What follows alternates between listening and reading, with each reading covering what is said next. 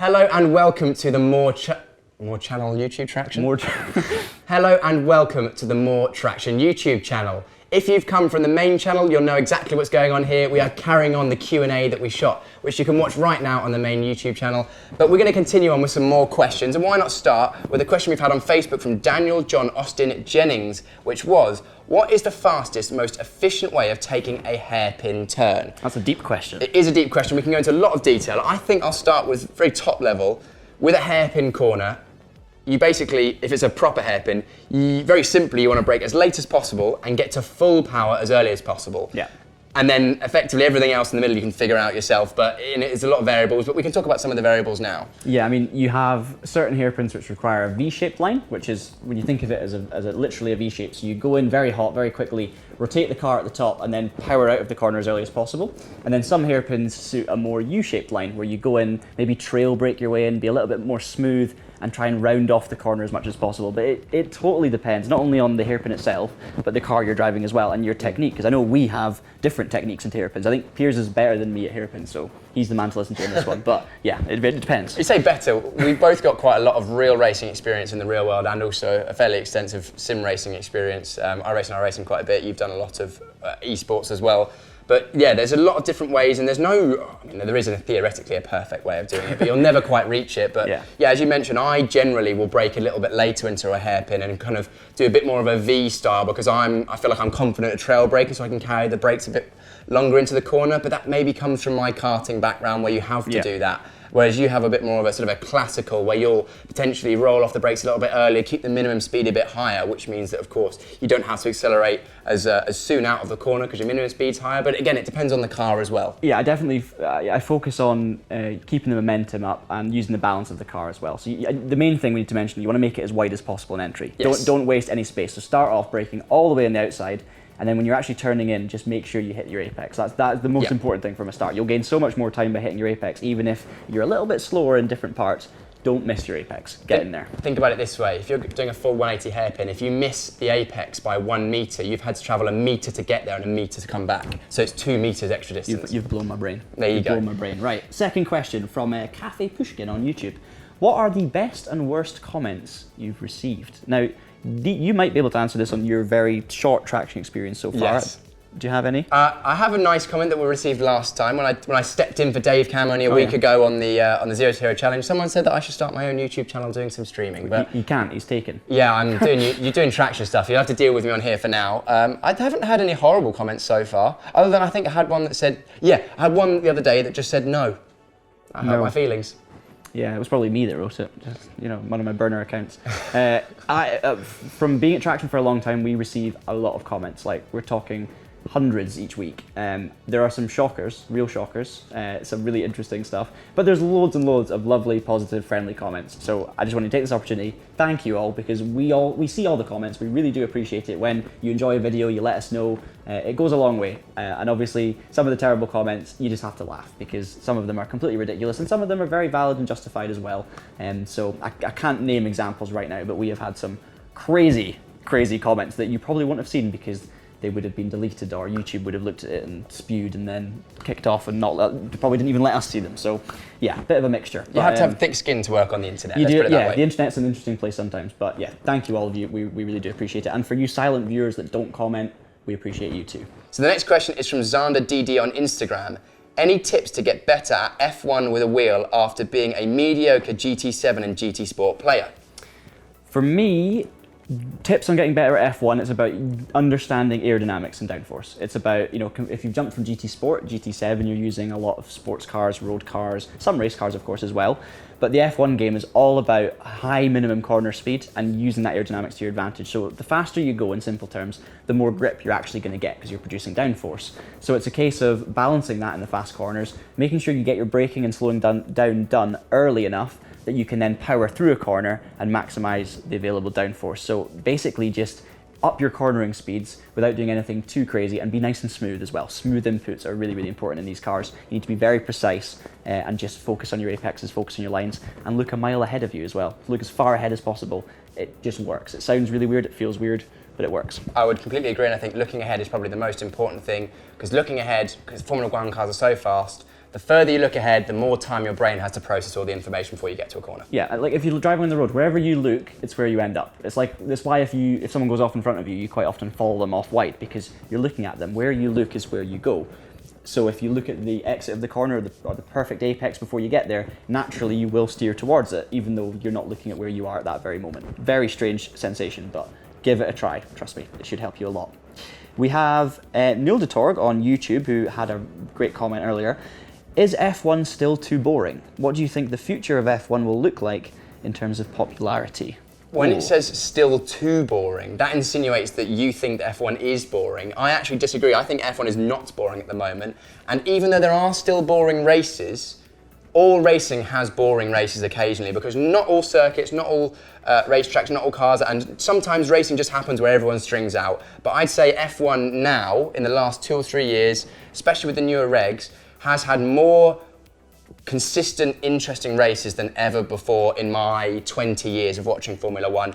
If you think about it, even in the early to mid noughties, that's when people think, oh, the heyday V10s, V8s. It was normally 10 seconds between every car. Everyone was complaining. Yeah. So I think everyone will always have something to complain about, and I think the future is only getting better because they're trying to make it more interesting. Sometimes some of the ideas I think are a little bit quirky, but I think the popularity will only continue to increase, and of course that's happened a lot because of Drive to Survive. Yeah, I think F1 racing definitely can be boring, but it needs to be boring sometimes for you to enjoy the good races, because then you appreciate them.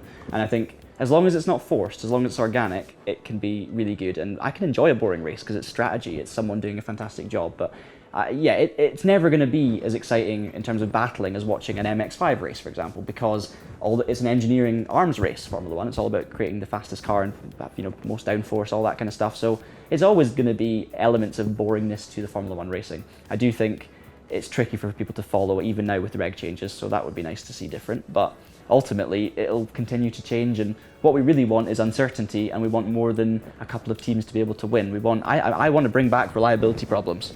Bring them back, but organically. When cars become reliable, it's very difficult for the slower teams to have that shock result, to have that performance. So yeah, that's such a deep question again. There's so much we could go into about that, but yeah, we enjoy Formula One. Hopefully you guys too, and hopefully it will continue to change and develop in the future. Mm-hmm. So next question is from Dan on YouTube. Tell us the worst sim experience you've had. Right, let's have a think. Well, I've got one off the bat. Two.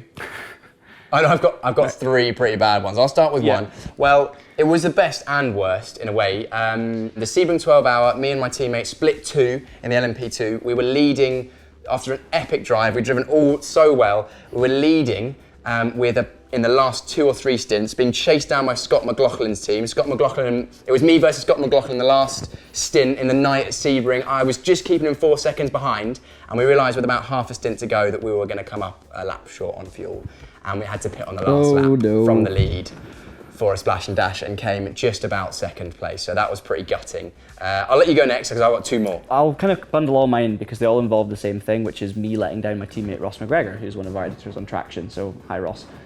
Recently we did the Road America 500 and we led the entire race. We're leading by like a minute and a half, fastest lap. I had pole position, everything, and I managed to bin it with about 20 laps to go all on my own, just by running a bit wide over a curb. And so that's one thing, sorry Ross. Number 2, myself and Ross were leading a Jenson Button charity race at Silverstone, racing for Rocket at the time. And it was prize money and everything. We had a comfortable lead and I stalled on the exit of the pit lane. And we chased down the leader, but we ended up a few seconds short, so sorry about that, Ross.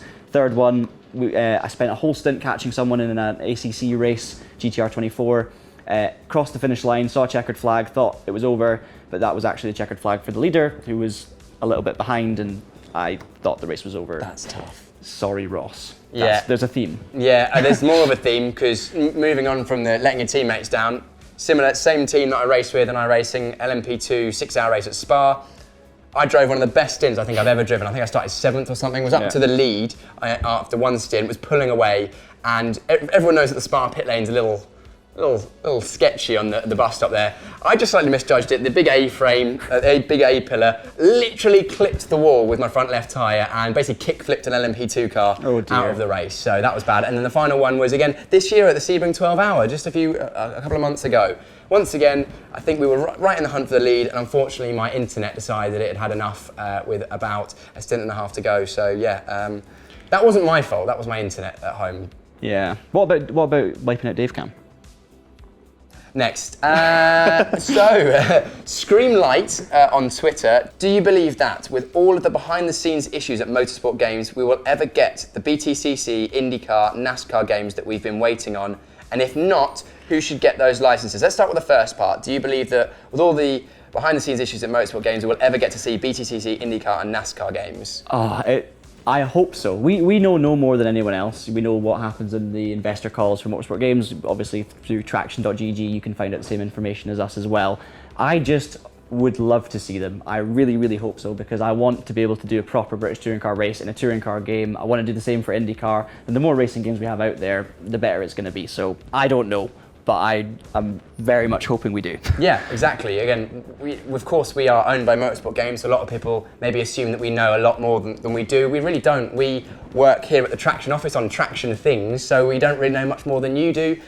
We very much hope those games come out as soon as they're ready, and we hope that they're good, because ultimately, John, we're racing fans. We love BTCC, sure. IndyCar, and NASCAR as well, and we hope they come out, and when they do that they're great, and I look forward to playing them when they do come out, but we have no more information to give you than that, unfortunately. And the second part of the question was, if they don't come out, who should get those licenses?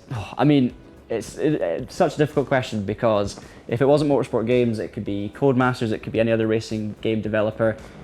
You don't know. What we just want is a good game. So it wouldn't really matter which developer did it, and you can only base it on which developer's done your favourite sim. And sometimes people love iRacing, so they'd want them to develop it. Sometimes ACC, so R Factor 2, people would want Studio 397 to be developing it. So it depends on your personal preference. But at the end of the day, I think everyone can agree, whatever it is, we just want some great games. Absolutely. 7K Live on YouTube says, what are your favourite games outside of the racing genre, or outside simulation, simcade part of racing games? I actually don't, it's going to sound really sad. I've barely ever played any games other than racing games. It's so funny. If I ever go to a mate's house and they're like, oh, should we play COD or FIFA? I'm so useless. I'm so useless. So for me, the closest I've got to a non-racing game is Mario Kart, really. I did enjoy FIFA 12 for a bit when I used to play with my cousins, but that was the last game I played. FIFA 12, that's literally. I've gone through phases of really enjoying FIFA for a while. I used to play a bit of Call of Duty, but not that much anymore. I'd say stuff like Fall Guys was really, really good fun in lockdown and everything. Enjoy a bit of Rocket League. Obviously, Mario Kart could count as that if you wish, because it's not really a simcade or simulation style game. But generally, I don't have as much time. I don't play very many RPG games or first-person shooters or anything, because if I am playing games, it's normally racing games, which I think is the same for you, really. Yeah, absolutely the same. Sorry, a bit boring on that one. Yeah. Next one is from, it's Red Panda Records, but the red is R3D, because, cool. Which racing game has the best career mode experience? I mean, growing up, I loved, if you can call Gran Turismo mode a career mode, I would say Gran Turismo 4. Just the progression speed, the depth of the game, the way you win cars and stuff, the satisfaction, that's really, really good. But I don't know if I would call that a career mode as such. I would maybe swing more towards like Toka Race Driver 3 for making your way through the tiers. The modern F1 games, they have a really good built-in career mode. So you've got obviously My Team as part of that as well, which is kind of the same, kind of another career mode as well. But you have driver transfers now in the F1 game. You have car development, and you have driver contracts. You can get sacked, you can get hired. I think that's probably the most well-rounded career mode in a racing game these days. Basically any of the modern kind of F1 games. Yeah, I haven't played many career modes, so I'll go with that. I think that's all of the questions. So thank you so much to everyone who has sent in a question, and we have answered all of them that we've seen either on this video on the More Traxion channel, and if you haven't already, go over to the main Traxion channel as well to watch us answer the rest of them. But thank you so much to everyone who sends in. We hope that you've enjoyed these videos. John, anything else? Yeah, if you want to see them again, you want to see more of them, please do let us know, because we can very easily make these videos again. We can answer as many questions as possible. And of course, if you want to catch up all of our other content, subscribe to this More Traxion channel and go and subscribe to our main channel, traxion.gg as well. But I think that's going to be it. So until next time, thank you so much for watching. Keep it pinned and have a great day.